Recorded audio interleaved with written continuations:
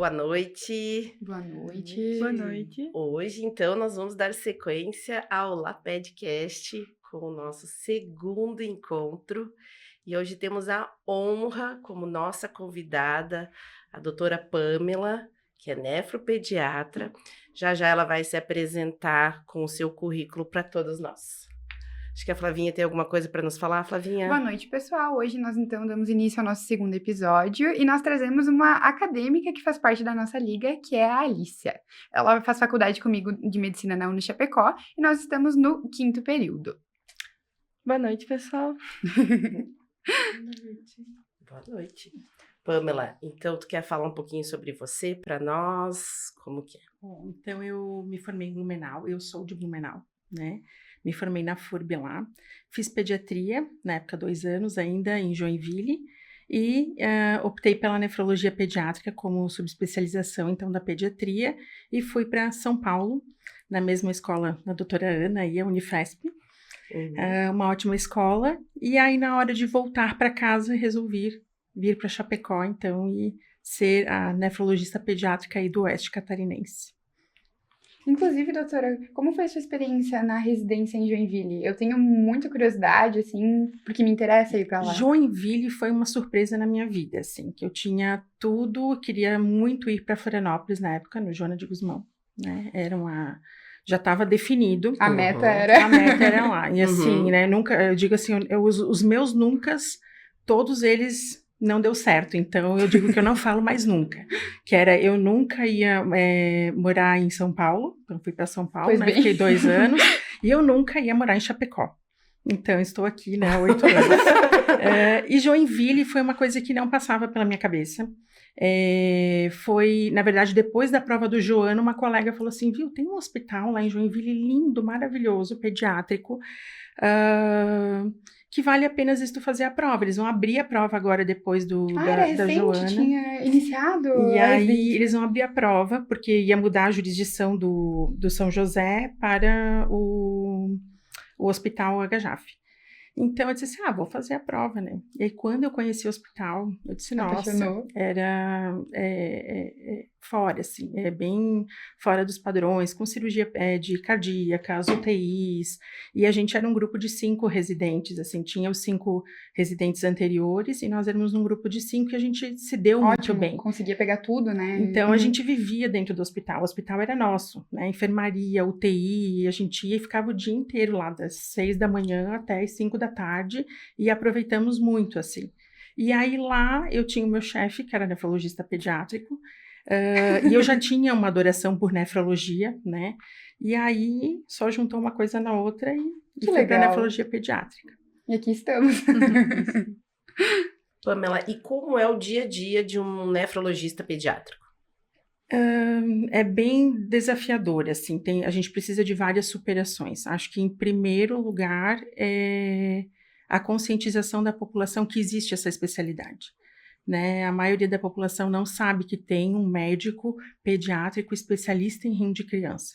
E quando eles descobrem isso, eles ficam, nossa, mas isso é muito raro. E realmente, assim, se a gente for olhar no Brasil, a gente tem uma média de 400 nefrologistas pediátricos. A maioria fica sudeste, né? Rio de Janeiro, São Paulo, né? Ficam nos grandes centros, porque residem ali, e um ou outro que vai para cidades maiores, assim, né?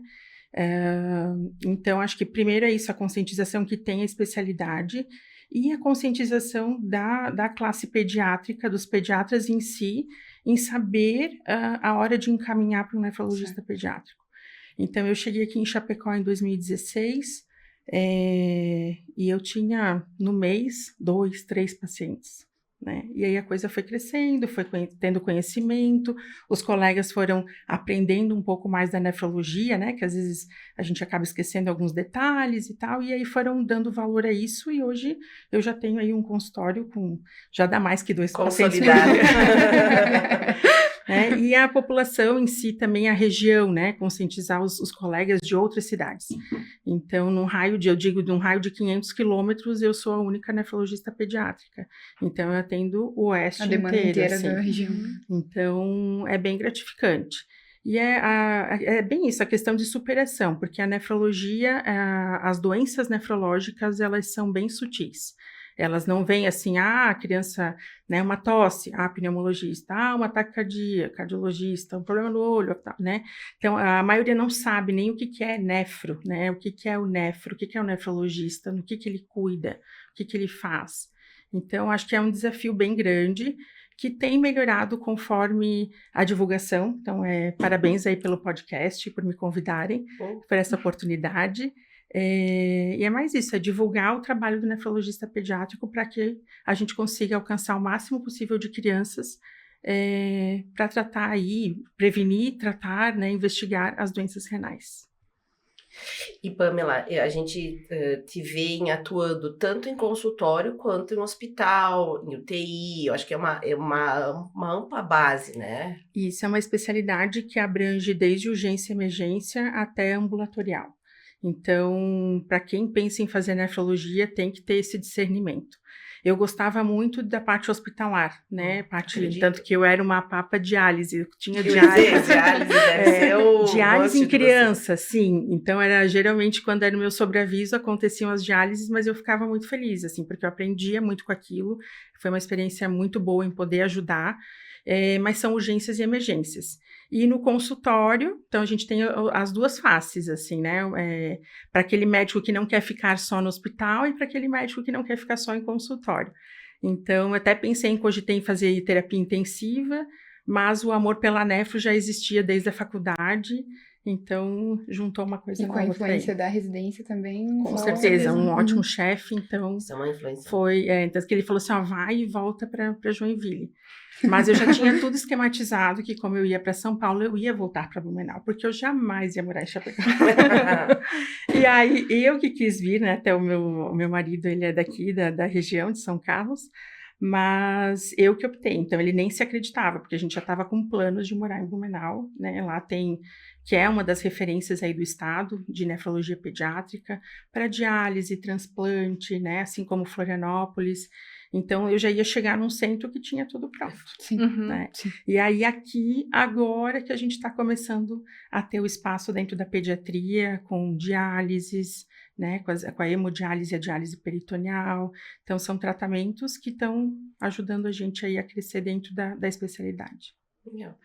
É uma vivência muito legal, né? A nefro, para muitos médicos, é uma área um pouco delicada, um pouco que às vezes atormenta e nos coloca algumas inseguranças. E eu acho muito bom ter alguém nessa área aqui, porque, como tu diz, abrange e eu acho que é muito mais que 500 quilômetros, assim, porque pega Pato Branco, aqui a região do noroeste do oeste aqui do Paraná, Cascavel, Pato Branco, isso. E vem aqui Rio Grande do Sul, norestzão aqui do Rio Grande do Sul, então é uma área muito ampla, né? E apesar de pouco explorada, diariamente a gente vê uma queixa de infecção de trato urinário, de problemas de crianças com questões renais, e a gente não sabe como encaminhar, né? A gente vê até mesmo nos postos de saúde que a gente vai, e precisa disso, né? Então é muito importante. Isso, fica aquela dúvida, quando encaminhar? Será que eu encaminho, não encaminho? Então, né, os próprios colegas vêm e mandam mensagem, eu digo, não, vamos olhar, vamos dar uma olhada melhor, né? Eu sempre digo que a chance de as coisas darem certo, porque o corpo, ele é muito sábio, a chance de aquela criança se adaptar àquela condição e chegar numa vida adulta super bem, é quase 80%, né? Mas eu não sei se ele não vai fazer parte dos 20%, que vai precisar já de agora de um atendimento, de um tratamento, um acompanhamento adequado. Então, é aí que a gente faz a diferença. Então, sim, é uma minoria, né? Uma minoria que a gente acompanha, mas que faz toda a diferença.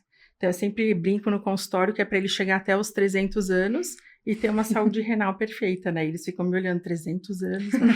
Eu digo, a expectativa de vida é essa aí, eu digo assim, para 300 anos, viver com um rim saudável, né? E é bem isso. E quando eu quando eu optei pela nefrologia pediátrica, as pessoas diziam assim, nossa, mas você vai tratar só infecção urinária. E aí eu ficava com aquele receio, assim, será que vai ser só isso, né? E aí quando a gente vai para o campo mesmo da nefrologia pediátrica, a gente vê que tem uma gama de de doenças, né, doenças congênitas, as malformações. Eu digo que a infecção urinária, talvez, ela é a pontinha do iceberg. Com certeza. Uhum. Né? Talvez ali que aquela mãe tem que, né, pensamento aquele inicial. pediatra tem que Uhum. ficar assim, opa, vamos dar uma olhadinha melhor nessa infecção urinária, vamos dar uma investigada, né? Às vezes, e a ideia é essa, que venha tudo normal, que foi uma infecção ao acaso, que aquela criança fique bem. Né? Mas e se não for? Será que não, né? Então, é isso que a gente vê, às vezes, no consultório, crianças que passaram do tempo, que precisavam de uma atenção ali nos primeiros tiveram meses aquele de olhar. vida, no primeiro ano de vida, e às vezes já chegam num momento já mais avançadinho ali. Mas tudo, eu digo que hoje em dia a gente tem tratamento para tudo, né? A gente tem condições para tudo. Talvez não tratamentos específicos, mas a gente consegue melhorar muito a qualidade de vida dessas crianças. Talvez não curar, mas, né, atenuar sintomas e tudo mais. Pamela, e como tu acredita que a sociedade brasileira, a gente nos orienta algumas rotinas? E você, como nefropediatra, o que acha fazer um exame de urina, um ES, um parcial de urina, no primeiro ano de vida e uma vez ao ano? O que você vê sobre isso? Qual que é o teu olhar? Não, eu acho que é prudente, né? Eu acho que pelo menos um exame de urina com 1 aninho de idade é importante, não só para a gente ver a infecção, né? A gente é acostumado a pegar o exame de urina, vocês que são, né, acadêmicos, e vocês vão ver quando, né, entrar em residência e tal, você vai olhar para o exame de urina e vai ver se tem infecção ou não reto. tem, né? Então, tem vários detalhes ali que às vezes fazem a diferença. Uma proteína positiva, uma hematúria positiva, um cilindro, um cristal, que vale a pena você talvez dar uma aprofundadinha ali na investigação daquele paciente e acompanhar. Então, ele fez o exame agora com 1 ano, vamos pedir um ultrassom, vamos repetir esse exame de urina para ver se confirma isso mesmo, né? E aí, se confirmou, será que não vale a pena a gente dar uma olhada melhor aí com um colega? Vamos encaminhar para ver que a ideia é essa mesmo, eu receber o paciente, olhar, fazer uma investigação mais aprofundada ali, sem nem muito exames invasivos, né? E poder dizer, mãe, não, fica tranquila, vamos acompanhar com a tua pediatra e vamos dar seguimento por lá, que por enquanto tá tudo bem. Até porque na maioria dos casos, eu acredito, de infecções de trato urinário, por exemplo, infantil, até 1 ano, não se vê tantos sintomas, né? Isso. Então... É uma questão bem... no consultório, mas como que eu vou saber se o meu filho tem infecção urinária? E abaixo de 2 anos, né, ou ainda quando a criança não sabe identificar uma dor, um desconforto, às vezes um choro. Eu peguei pacientes já, assim, que ficaram 6 horas sem urinar. E aí a mãe disse, mas será, doutora, que precisa fazer o exame? Eu falei, não, vamos fazer o exame. E aí veio uma infecção urinária. A gente confirmou com um novo exame e veio uma infecção urinária. Tratamos, melhorou. E aí, como era um paciente pequenininho, a gente resolveu investigar. E aí, realmente, a gente encontrou malformação. Por 6 horas que não fez xixi. Então, era um bebê que estava mamando bem, ganhando peso. Um pequeno sintoma. Então, foi assim, ao acaso. E aí, eu digo para a mãe, tudo que fugir da tua rotina, né, que tu achar que fugiu da rotina do teu bebê, que tá diferente, vamos olhar melhor, né, que às vezes é ali que a gente pega o detalhe dos detalhes, né. Então, a infecção urinária é bem isso, assim. Então, abaixo de 2 anos, uma irritabilidade, um xixi diferente, uma fralda que ficou seca há muito tempo, né? Fui na minha pediatra lá bem certinho e a gente começou a ficar meio estabilizado na curva, começou a perder peso, começou a não ter crescimento. Pensar aí nas infecções urinárias e, concomitantemente, as malformações. Pamela, também agora sendo... E o que tu acha tem alguma briga, assim, nós temos olhares diferentes, escolas diferentes, sobre o não de rotina fazer ou não a urocultura de rotina. O que eu, Ana Lúcia, acredito que para uma criança você deve fazer o parcial e a uro junto, porque vai até vir a urocultura, demora 3 dias. Eu acredito isso. Só que eu sei que existem escolas que não indicam. Indicam fazer só depois, se vier um exame sugestivo, um parcial de urina sugestivo, e realizar essa urocultura. O que tu acha dessa diferença? Não, eu sou defensora da urocultura, né? Para mim, é a urocultura que vai definir se a gente tem ou não uma infecção urinária. E isso eu vejo no dia a dia. Às vezes eu tenho pacientes que têm o parcial, né? O EQU inicial ali, a rotina de urina normal. E aí você vai fazer uma urocultura, faz a urocultura em andamento, vem positiva. E aí tu vai dizer assim, tá, mas será que não é falso negativo, né? Falso positivo? Vamos repetir. Eu digo, vamos repetir. Então, se a criança tá bem, ela me dá essa possibilidade de eu repetir o exame, vamos repetir. E aí a gente tenta o máximo possível ser mais seletivo. Então, daí é uma criança que eu já vou pedir por sondagem, por exemplo. Então, já aconteceu de eu ter pacientes que tinham clínica de infecção urinária e o EQ veio normal, a colega não colocou antibiótico e veio a urocultura positiva. A conclusão da obra, ela fez uma cicatriz renal. Então, né, não se tratou, e aí a gente foi ver isso 1 ano depois. Por quê? Porque o rim dela atrofiou, ela fez uma cicatriz, e aí o único episódio que ela tinha na vida era esse exame que era normal, com uma urocultura positiva, um ultrassom que era normal, e que 1 ano depois ela veio porque um dos rins estavam menores, e aí a gente foi ver, tinha uma cicatriz renal. Então, a urocultura ela é bem importante. Né? Eu sempre digo, claro que se não tiver a possibilidade de a gente coletar a urocultura e você achar que aquela criança tem a possibilidade de ter uma infecção urinária, trata, depois a gente vê o que faz, né? A ideia é essa. Então, assim, né, achei que o exame às vezes não veio tão condizente, mas eu achei que e não consegui coletar ou ter material para urocultura, trata, né? Porque cada tempo que a gente leva para diagnosticar ali, cada minuto que passa, as chances de cicatrizes renais é muito grande. Até mesmo pensando num SUS, né, que o encaminhamento demora muito mais. Isso, e às vezes a nossa dificuldade é essa, às vezes o SUS ela coleta só a rotina, né, não coleta a urocultura. Sim. Então a gente não sabe de fato o que aconteceu ali, então a gente pesa muito a clínica, mas tinha febre, né, será que não era algum outro sintoma? Então a gente vai ficar sempre naquela dúvida se realmente foi uma infecção urinária ou não. Então, o prudente, eu digo, se tem que apostar em um exame, é a urocultura. Às vezes eu não peço nem a rotina. Então, não peço nem a rotina, tem um pouquinho de xixi lá. Não peça a rotina, peça a urocultura e comece a tratar logo depois Isso da é importante coleta. até pra gente, né, nas nossas práticas, já ir até incentivando os nossos professores e para quando a gente começar a atuar, né, ter essa noção. Porque eu realmente, a gente teve poucas práticas de pediatria, mas com algumas queixas, e não tinha visualizado eles pedindo a urocultura, então já é um... Não, a definição é a urocultura positiva, né, de uma infecção urinária. E eu sou defensora da urocultura, por isso que eu tô perguntando, porque eu sou bandeira urocultura eternamente. E infelizmente é bem isso, tem alguns locais que não conseguem, não tem a possibilidade de coletar via pronto-socorro. E aí, às vezes, a gente não pode esperar, né? A gente não tem essa possibilidade de esperar. Então, acaba se tratando como uma infecção urinária. Então, ali se perde um pouco daí se era realmente, não era. E aí, às vezes, a gente acaba submetendo aquela criança a uma investigação sem saber ao certo o que aconteceu, né? E a outra questão é também alguns lugares que não coletam nem a rotina, né? De acordo com a queixa, se a criança já tem mais ou menos, tenho dor abdominal, tem vômito e febre, é uma infecção urinária. Ou que, né, se queixou, eu tenho uma ardência ali para fazer o xixi, a criança se queixou um pouco, tem colegas que já tratam, nem fazem a coleta, né? Então, é primordial, é chatinho de coletar, às vezes a gente não consegue coletar, é demorado, mas a gente é importante fazer o certo, né, o certo não rápido, né, não o que a gente quer, tem que fazer o que é o correto. E para coleta é sempre preferível fazer a sondagem, né?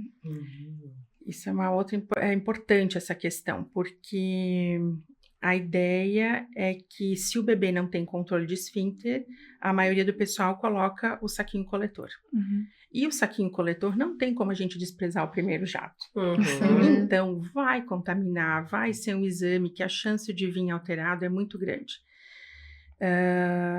Mas se ele vier negativo, você sabe dizer que não é uma infecção, negativo, né? Mas se ele vier positivo, não quer dizer que seja. Então, daí você opta pela sondagem ou pela punção suprapúbica, né? Isso é um pouquinho mais invasivo. Só que daí a punção suprapúbica assusta um pouco, né? Não todo mundo que tem a prática, ela é uma conduta que ela é razoavelmente, ela não tem muita, vamos dizer assim, muito perigo, assim, mas enfim, o pessoal fica meio, né, agulha.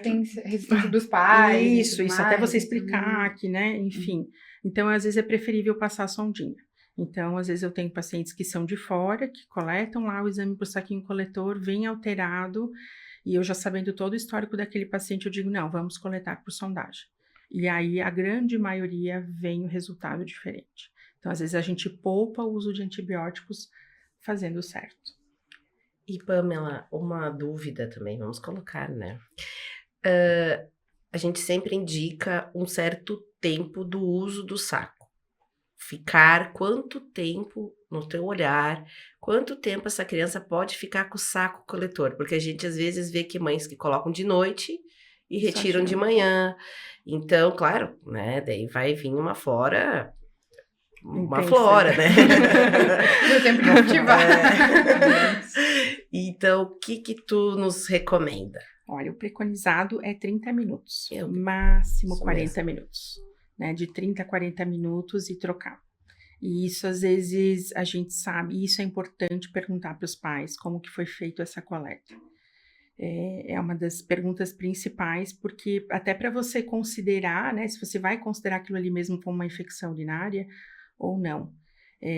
Então, a grande maioria fala assim, ai, doutor, eu não troquei o saquinho coletor, eu deixei. Né? Ai, porque a colinha, porque a criança estava dormindo e eu não quis acordar. Então, tudo isso a gente precisa levar em conta. Senão a gente faz diagnósticos e tá ali tratando exames e não está tratando o paciente. Então, é o que mais acontece. Então, a maioria das infecções de repetição que chegam no consultório, que foram todas coletadas por saquinho coletor, com pilha de urina, e urocultura, assim, ó, antibióticos, daí tu vai ver... tudo foi tudo em vão, assim. E aí tu fala, não, vamos coletar um por sondagem, negativo. O primeiro. Né? Aí tu pensa, ixi, e agora, né? Como é que vai explicar isso para os pais, né?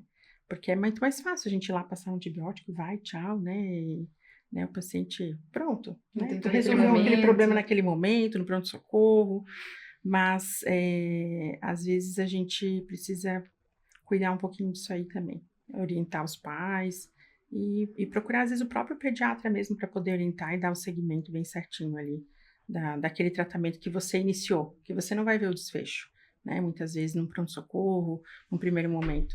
Então, é importante que o pediatra ali entre na jogada para poder ver se realmente foi uma infecção, não foi, precisamos encaminhar, investigar e dar seguimento aí desse paciente. Outro questionamento. Eu tô que nós tivemos situações hoje no ambulatório na UNO. Pode perguntar. Então, é o momento que a gente tá com os alunos e eu gosto, assim, claro, tu tem expertise, então vamos aproveitar. Em relação, eu sei que a outra briga de escolas é realizar ou não o exame pós-tratamento. O que tu acha disso? Tu se refere ao exame, o exame de urina? controle. Isso, um parcial de urina, fiz uma parcial e uma uro positivou. Tem uma ITU. E fazer ou não fazer o exame de controle pós-tratamento?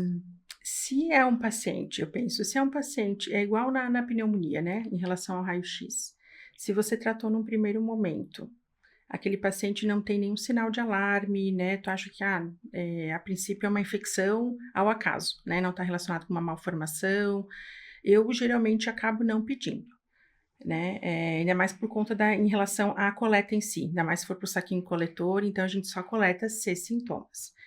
Entretanto, se é um paciente meu já de consultório, que eu sei que tem uma dilatação, que eu sei que já teve outras infecções urinárias de repetição, ou que tem alguma outra malformação ali, alguma outra condição, eu geralmente peço o de controle. Porque eu sei que são pacientes, às vezes, que são resistentes, e aí a gente sabe que a urocultura in vitro e in vivo tem respostas diferentes, então, às vezes, tu sabe que aquele paciente é sensível, você fez o tratamento, mas eu acabo repetindo a urocultura ali, bem no finalzinho do tratamento, para ver se negativou a urocultura. Então, individualizar cada caso. Isso, até porque, para não ficar aquela sensação assim de que, pronto, a gente fechou um ciclo. Você pediu o exame, tratou e a urocultura veio negativa. Na cabeça de muitos pais, se lá na frente ele fizer uma nova infecção urinária, na cabeça deles é a mesma infecção. Então, e aí às vezes é pelo mesmo agente, enfim, daí ele vai dizer, mas como? Então aquela vez nós tratamos, eu digo sim, agora às vezes a mesma bactéria causou uma nova infecção. Então a gente sabe que foram 2 infecções, né? Porque às vezes fica aquela coisa, não, e daí tratou, daí não melhorou, e daí fizemos tratamento de novo, e isso fica um pouco confuso, assim. Então, mais para documentar que aquele ciclo fechou, aquela infecção a gente tratou, ponto, deu um fim ali. E posterior ao final do tratamento, qual é o acompanhamento que a gente tem que ter?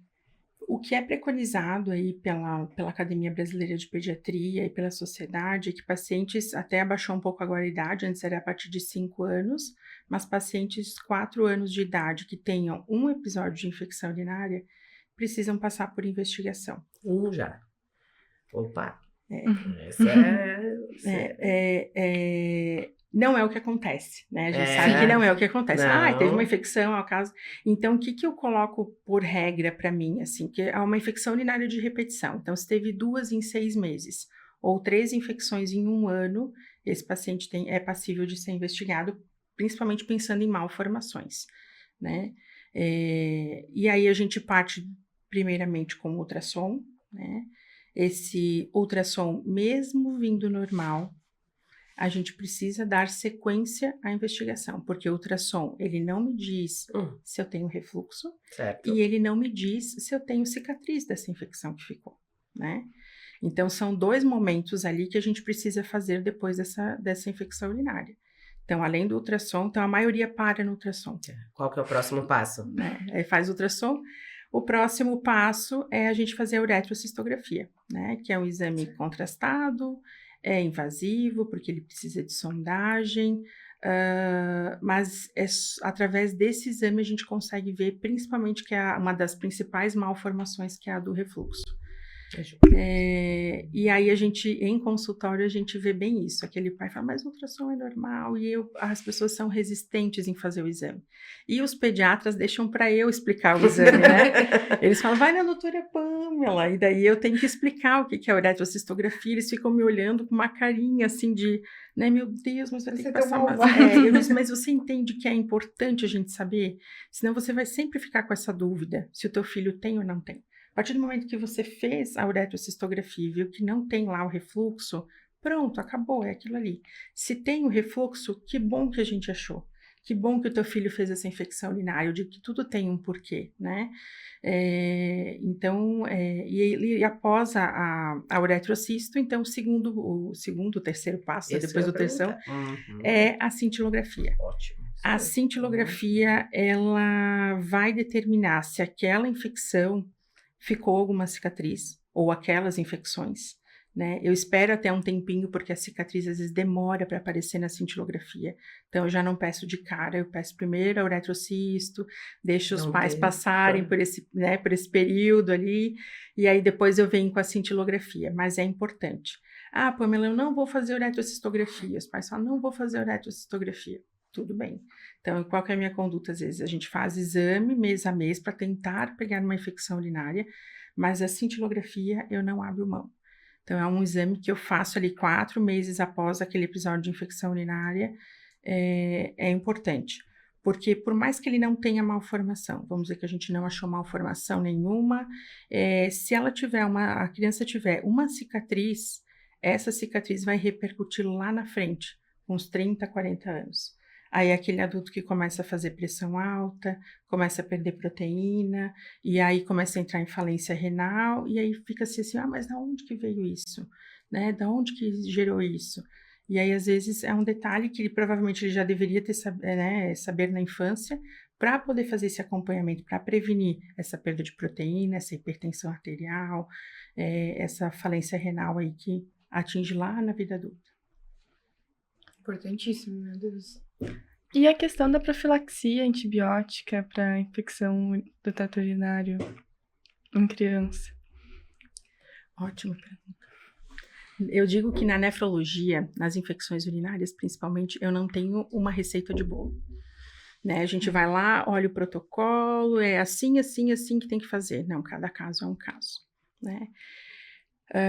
Eles colocam para nós pacientes que tenham refluxo, refluxo vesicoureteral, aquele refluxo da bexiga para o rim, que tenham refluxo grau 3, grau 4 e grau 5, a gente precisa usar o profilático. Na prática, se tem refluxo, eu uso, tá? Então, assim, tem refluxo grau 1, mas é pequenininho. Tá, mas a criança está fazendo infecção urinária, né? E aí eu vou esperar ela fazer outra infecção urinária? Não, então eu coloco já o profilático. ou aquelas crianças que a gente fez toda a investigação, não achou nada, mas estão fazendo infecções de repetição sem um fator causal, né? Sem um fator anatômico, assim, vamos supor. Às vezes é aquela criança que ainda não passou pelo desfraude, mas faz uma retenção de urina, né? Ou não consegue fazer ali as 6, 7 vezes xixi no dia, né? Segura um pouquinho mais o xixi, acaba facilitando, ou usa fralda. Então, a gente vai ponderando esses fatores, o número de infecções. Então, para mim, se ela classifica como uma infecção urinária de repetição, a gente às vezes deixa o profilático. Aí eu deixo a cada 3 meses e a gente vai reavaliando, vai vendo como é que essa criança vai se comportando ao longo do tempo. Se ainda assim ela tiver, né, as infecções urinárias, a gente às vezes precisa trocar esse profilático e antecipar, e às vezes alguns exames, não pedi a cintilografia ainda, então já vamos antecipar para ver se tem uma outra causa aí que me faça tirar ou colocar o profilático. E quais os antibióticos mais comuns que tu usa de profilaxia? E aí depende muito da região. Por exemplo, em São Paulo a gente usava muito o Bactrim, né? Que é a marca. Sulfamethoxazol mais trimetropina. E aqui lá não se usava cefalosporinas, porque tinha muita resistência. As E. coli lá, que é o principal agente aí das infecções, muita resistência por cefalosporinas. E aqui, quando eu cheguei aqui, se usava amoxicilina com clavulanato. E eu fiquei assim, amoxicilina com clavulanato para infecção urinária. Eu sou tão acostumada para usar para garganta, pulmão, ouvido. E realmente, assim, a gente vê que as E. coli das crianças daqui são diferentes de cada região, né? Mas a gente usa muito as cefalosporinas, então a cefalexina como primeira opção. A sulfamethoxazol trimetropin também é uma opção, e uma que voltou, que antigamente se usava muito, aí eu acho que teve uma resistência, saiu um pouco do mercado e voltou agora, que é a nitrofurantoína. Era dificílimo de usar, era legal de prescrever, mas difícil de deixar, né? Isso aí, e a maioria ainda manipula esse medicamento. E tem manipulado, legal. E daí, Nossa. E tem uma boa resposta, assim. Então, tem pacientes que usam nitrofurantoína e infecção urinária deu uma trégua, assim. Então, é muito bom. Claro que tem os inconvenientes, né? E as perguntas dos pais mas isso não vai causar resistência, né? Não vai causar... Porque para eles, na cabeça deles, eu digo, olha, é uma dose muito pequena, né? Uma dose que a gente faz uma redução. Eu digo que é um cheirinho para entrar lá no xixi, para a bactéria morrer lá, não conseguir se proliferar. E que sim, eu digo que ela pode causar uma resistência, né? Vamos aqui, a forma como eles falam, pode sim causar uma resistência, mas aqui eu preciso ponderar.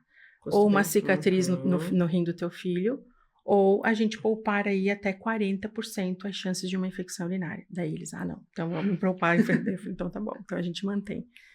Então é mais ou menos isso, assim. Então e cada caso é um caso. Eu tenho pacientes que tem refluxo, um refluxo grave, que a gente não usa o profilático porque não tiveram infecções urinárias, né?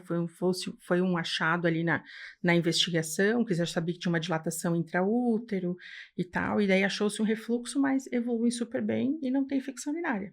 Eu já tenho aqueles que têm um refluxozinho bobinho ali, grau 1, que às vezes a gente precisa até fazer a cirurgia porque tem tanta infecção que a gente tem que partir, então, para um grau mais avançado aí de tratamento, que é o tratamento cirúrgico. Concomitante o que tu disse que não é uma receita de bolo, né? Exatamente, isso que eu tento explicar para os pais, porque às vezes eles pensam assim, nossa, o nosso bebê tem um grau 5 de refluxo, mas nunca teve infecção urinária e tal. Eu disse, não, mas calma, cada caso é um caso, por isso que é importante o acompanhamento.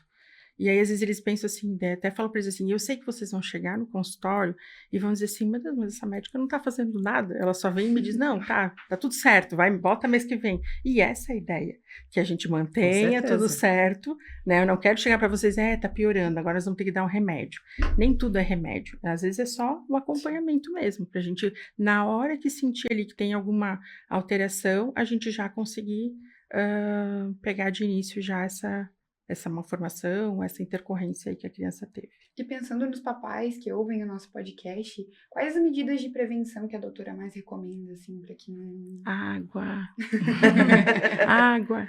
Né? A gente vê que é uma dificuldade muito grande as crianças tomarem água. Né? Eles não gostam, a maioria não gosta. Ou toma e a mãe e o pai têm a percepção que a criança toma água, muita água durante o dia. Mas, na verdade, ele tem uma madeirinha pequenininha, né? E ele acha que a criança está o tempo todo lá tomando, mas, na verdade, não. Ele está, né, 250 ml naquele dia inteiro. E aí, a gente faz essa avaliação até em consultório. Eu digo, eu quero que você anote quanto de água. E daí eles vêm horrorizados. Eles falam, nossa, doutora, não toma nada de água. Então, é sempre, eu digo que é de qualidade para todo mundo. Uma alimentação saudável, o menos possível longe de sódio, né? E sódio não é só sal, lembrar que sódio tem em tudo, né? Então, não é só no salgado, é no doce também. Tentar evitar com que essas crianças pequenininhas, até 1 ano de idade, não tenham acesso ao sal, né? Para a gente não sobrecarregar esses rins. Em relação à infecção urinária, a questão da higiene, né, orientar na hora do desfraude, na hora de limpar, eu digo que são tudo fatores que levam a essas intercorrências renais.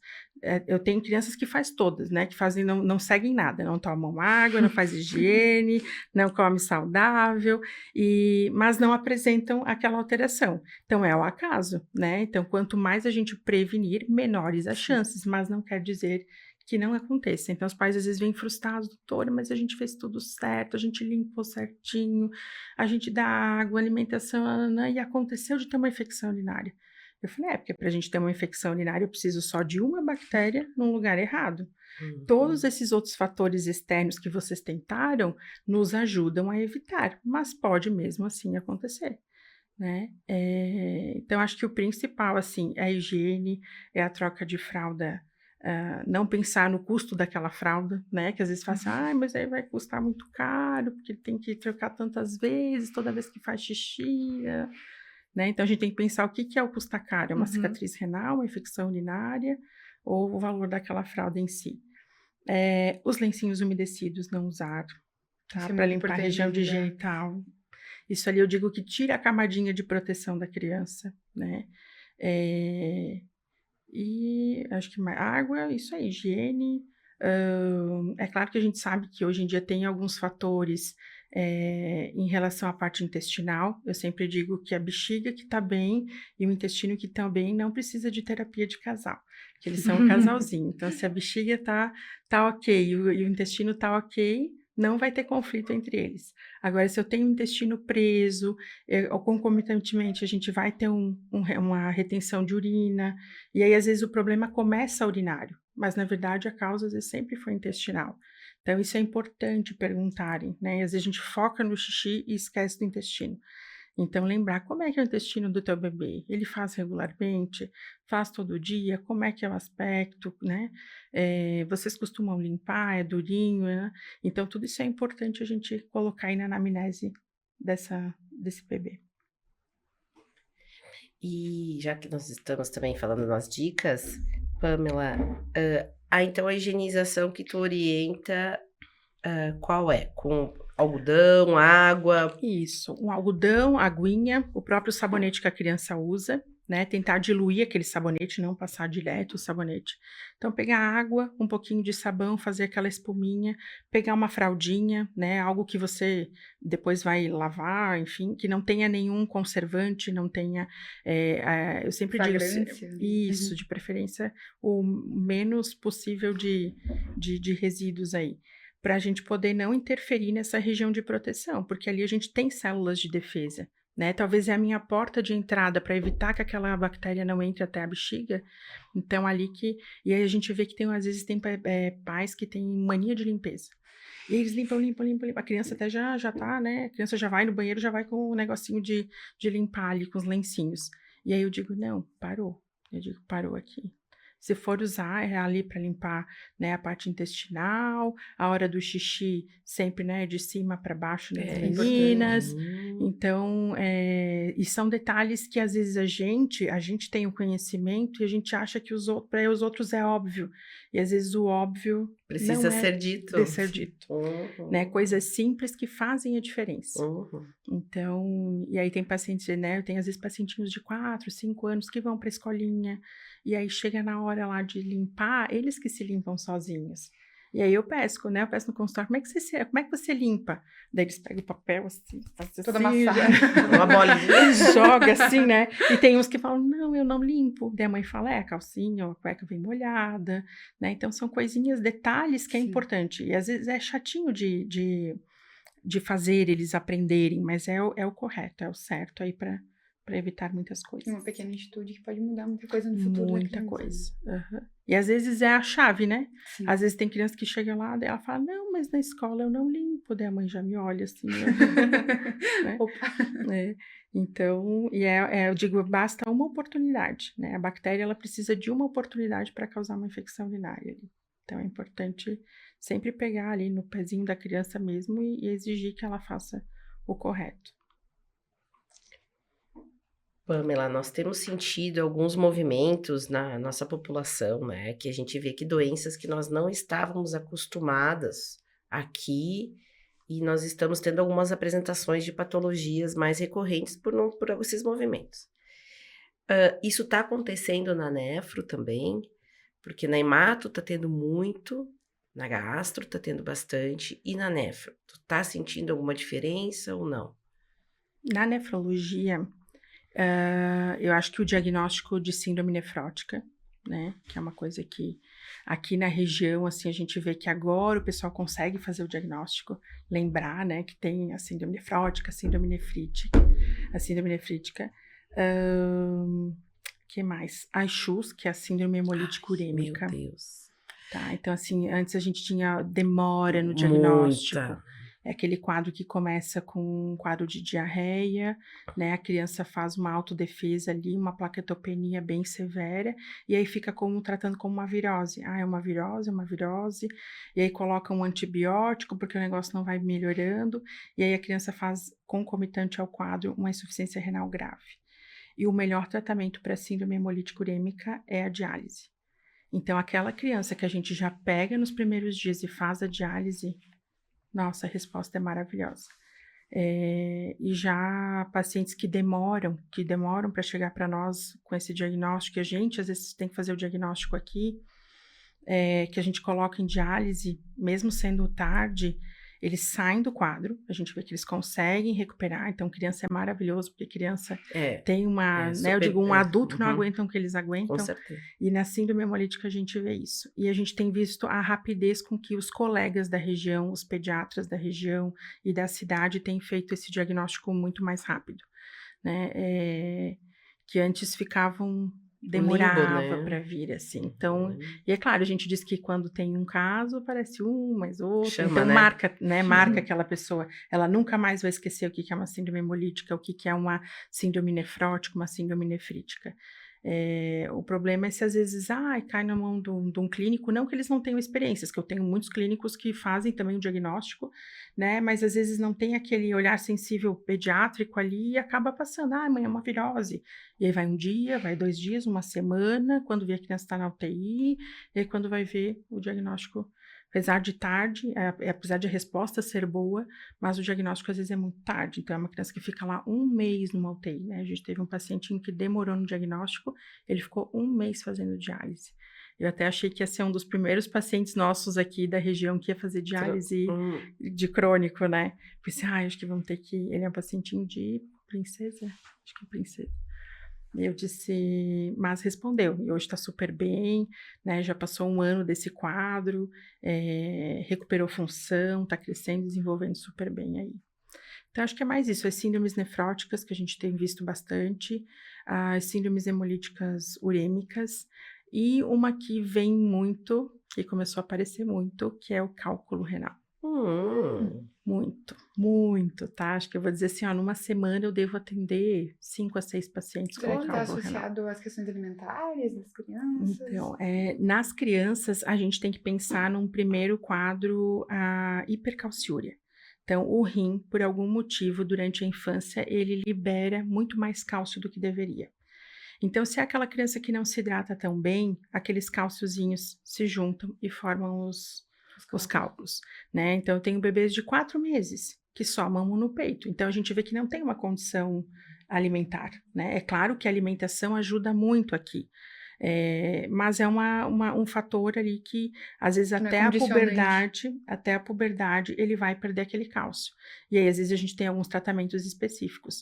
Então, às vezes, tem aquele paciente que, às vezes, ele não tem cálculo, mas ele já tem o histórico familiar e já tem esse excesso de cálcio. Então, a gente já vai acompanhando para evitar que ele não seja igual um dos familiares lá com uma pedreira nos rins, né? Uma pedreira nos rins. Então, o que chama atenção bastante é os cálculos. Não sei se talvez pelo diagnóstico, né, pelas imagens aí, que melhorou muito a questão das máquinas, da conscientização de que criança pode ter cálculo, né, não só o adulto. E uma que tem vindo recorrente aí para nós também é a pressão arterial, né? Uau!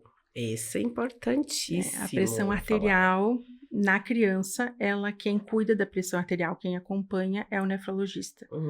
Porque diferente do adulto, a gente pensar um adulto com pressão alta, com hipertensão, problema cardíaco, né? Na criança, a gente tem que pensar num problema renal. E aí eu explico para os pais, né? Eu digo, porque o rim, por algum motivo, começa a produzir um hormônio que produz essa pressão alta, né? Falo para eles. Então, a gente tem que descobrir o que está levando a esse rim a fazer com que o teu bebê tenha hipertensão. Então, a gente teve alguns casos muito interessantes, assim, já agora durante esse ano passado, um menininho de 2 aninhos. Então, foi um caso bem assim, que foi para UTI e tudo. Ele veio, na verdade, por uma crise convulsiva. E aí descobriu-se, depois da crise convulsiva, que na verdade ele tinha um rim que estava atrofiando, por algum motivo. Ele tinha, na verdade, uma estenose lá da artéria renal, aquele rim parou de funcionar. Só que ele continuou incomodando, e aí ele começou a apresentar pressão alta. Então foi o que levou ele a convulsionar. A pressão alta produzida pelo rim fez com que ele convulsionasse, e a gente descobrisse tudo isso. Se ele talvez não tivesse convulsionado, ele ia ser uma criança hipertensa aí, e a gente não ia nem saber. E aí o desfecho foi muito bom, aplicando o tratamento ali, no outro dia, a pressão dele era assim, 26, né, 160, uma pressão alta, assim, 260 por 200, a Meu pressão. Deus! 2 anos. 2 aninhos. E aí a pergunta que vem assim, mas criança tem pressão? Sim, criança tem pressão. Criança pode ter hipertensão? Sim, criança pode ter hipertensão. Então, o preconizado é acima de 3 anos em consultório, tá? Então, pediatras, por favor. A gente vê até uma negligência nessa Sim, triagem. nas práticas, a gente raramente que mede a questão de crianças. Muito, muito assim, porque às vezes a gente não dá, e às vezes faz toda a diferença, né? Então, eu tenho recebido pacientes que os colegas estão aferindo a PA no consultório e dizendo, tem uma coisa errada aqui, manda para mim. Né? Então, a gente tem pego esse público aí de crianças que chama atenção aí. Então, hipertensão, cálculos, síndrome nefrótica, síndrome nefrítica, dentro das glomerulopatias. E aí, acho que o segundo público que a gente atende bastante em consultório é em relação ao desfraude, né? Que eu acho que é um tema legal também para um futuro podcast, claro. Né? Que a gente tem vários grupos, inclusive, os autistas, as crianças com mielomeningo, então tem várias particularidades, assim, em relação ao desfraude, o que eu considero normal, o que eu não considero normal, quando que eu devo investigar, quando que eu devo me preocupar. Então, né, não ser muito metódico, meu filho já com 1 ano e pouco, que a mãe fica orgulhosa, que saiu da fralda, mas às vezes lá na frente aquele castelo, toda aquela, né, cai à tona, porque daí começa a dar problema renal. Começa a fazer infecção urinária, problema na bexiga, ou o contrário. Aquela mãe que, não, ele já tá com 6 anos, 7 anos, e tá tudo certo. Daí tu, não tá tudo certo, no tempo dele. Então, não pode ser nem o extremo e nem muito liberal demais, né? E aí, aonde que a gente tem que, geralmente, a partir dos 5 anos de idade, pensar no desfraude noturno, né, 3 anos e meio, agora aumentou um pouquinho a média, antes era 2 anos e meio para o desfraude diurno, então agora a gente bota uma média de 3 anos e meio aí. E claro que tem as exceções, pacientes autistas, né? Algumas outras classes aí que é importante, assim. E orientar essas mães, que às vezes a expectativa tá na mãe, né? E a criança tá ali, né? Só com ela que tem que ser o protagonista daquilo ali tudo, e não, às vezes, os familiares, né? O incentivo é importante, mas... Muito. Ela tem que dar sinais do Sim, desfraude, sim. né? Que Sempre tá de pronta. calma, fica tranquila. Elas vêm, ai, doutora, mas ela não quer sair da fralda. Eu digo, não, e o pior é isso, que às vezes vai lá e a questão do desfraude é você dar um passo à frente e às vezes você tem que dar esse Regredir. passo atrás. E aí a família às vezes não aceita muito, né? Então tem vários... Então, nefrologia pediátrica não é só infecção urinária, tá? Tem muitas coisas legais, muitos cálculos, né? Todo mundo diz assim, o nefrologista, ele é meio fora, né? Porque gosta de matemática, é uma matéria meio estranha, assim. Então, mas é muito gratificante, assim. Eu acho que cada criança ali que a gente consegue uma vitória, um tratamento diferente, uma resposta diferente, conseguir melhorar, nem que seja um pouquinho a vida daquela família em relação à saúde renal, é muito gratificante para nós. E, doutora, é uma pergunta que vem até da minha mãe, porque eu fui uma criança que tive muita infecção urinária. Você investigou? Não. Mãe... Vamos investigar. Vamos Mãe, temos que conversar. conversar. Vamos conversar. E ela, desde pequena, eu cresci ouvindo que era importante eu tomar vitamina C para prevenir. O que a doutora acha sobre... Então, a vitamina C, ela é complicadinha, porque às vezes a minha absorção de vitamina C é diferente da sua. Certo. Então, às vezes, uma dosagem de vitamina C, e se aquela criança já tem alguma disfunção renal, algum problema renal, ela pode realmente virar uma dose tóxica. E aí, em vez de a gente melhorar uma coisa, a gente tem que piorar. Então, a gente faz a vitamina C no sentido de que ele vire ácido cítrico, né? Então, é como se você comesse essas frutas que tem citrato que viram ácido cítrico. Esse ácido, ele ajuda a fazer com que a bactéria não prolifere. Então, sim, a vitamina C nos ajuda. O meio. Isso aí, ela vai te ajudar de alguma forma, mas não é só ela, né? Não ponderar. dá para focar naquilo Certo, ali. certo. Então, às vezes as pessoas querem um milagre, nossa, eu estou fazendo vitamina C, isso vai me ajudar um monte. Não, e vai depender, às vezes eu tomo uma dose e não respondo tão bem, Certo. né? Então, ela é bem variável, é igual o citrato com bicarbonato. Quanto de citrato que vira bicarbonato lá na urina da criança? A gente não sabe. Então, cada um eu vou dosando e vou medindo. Então, a vitamina C é mais ou menos isso. O que me preocupa é que ela pode ser um pouco tóxica aí, nefrotóxica para essa criança. Ela não conseguir eliminar e a gente ter um nível mais tóxico aí de vitamina É C. importante, então. Então, nada como frutas. Com Frutas certeza. e verduras. Com certeza. E eu acho que agora a gente tem uma noção do que é a nefro, né? A nefropede é uma área que tu consegue vivenciar muitas situações, né? Eu acho muito apaixonante, mas eu acho meio ao mesmo tempo difícil, né? E ela é Visivelmente complexa, não é muito fácil. Então, Pamela, foi um prazer te ter. Acredito que todos nós tivemos um olhar mais aguçado, que os nossos acadêmicos, que os pais que nos acompanham, que os outros pediatras se sintam estimulados a ter esses cuidados que a gente discutiu. E eu agradeço muito pela disponibilidade e principalmente porque você tomou a frente e sempre se dispôs para nós. E por esse carinho, a nossa liga, os acadêmicos que eu sei que você tem. Muito obrigada, foi um prazer. E com certeza vamos fazer outro de fraude. Já tem várias coisas aqui, ó. Que legal. Não, adorei, meninas, muito obrigada pela oportunidade. O que a gente tem que deixar aqui é saúde renal para todos, né? E que isso comece desde a infância. Então, a ideia, a gente não precisa de um problema renal para procurar um nefrologista. Mas é saber como é que está a função do meu filho, como é que está, vamos ver com o pediatra, né? Às vezes pede lá pro pediatra, ó, meu filho... Então, tem gente que diz, será que meu filho tem os 2 rins, né? Tem toda essa questão, né? Tem os 2 rins, doutora? Não sei, vamos ver? Vamos ver, claro. Teve um que saiu assim, doutora, eu tenho os 2 rins. Ele voltou, né? Ele ficou tão preocupado, querido, que a mãe falou assim, eu não sei se ele tem os 2 rins ou não. Então, a ideia é essa, assim, poder difundir a nefrologia pediátrica dentro da pediatria, tornar ela acessível para vocês, para que vocês consigam identificar qualquer sinal de alarme para a gente poder estar ajudando aí. Muito obrigada mesmo, espero os próximos convites aí. Sucesso para vocês. Obrigada, Pamela. Em nome dos acadêmicos, a gente agradece muito por você contemplar a nossa formação e esperamos que a gente tenha outros momentos para discutir mais um pouco. Acho que foi bem esclarecedor as colocações. E também dá para perceber a importância de ter uma profissional especialista na nossa região também, porque às vezes a gente vai nas práticas pacientes mais velhos que acabaram que deixaram passar alguma coisa na infância que podia ter sido investigada, e não foi porque provavelmente não tinha um profissional tão próximo, quando a gente pode ter agora. Isso aí, perfeito então. Obrigada, então, gente. Beijo, até a Finalizamos próxima. nosso segundo episódio. Tchau, tchau. Tchau.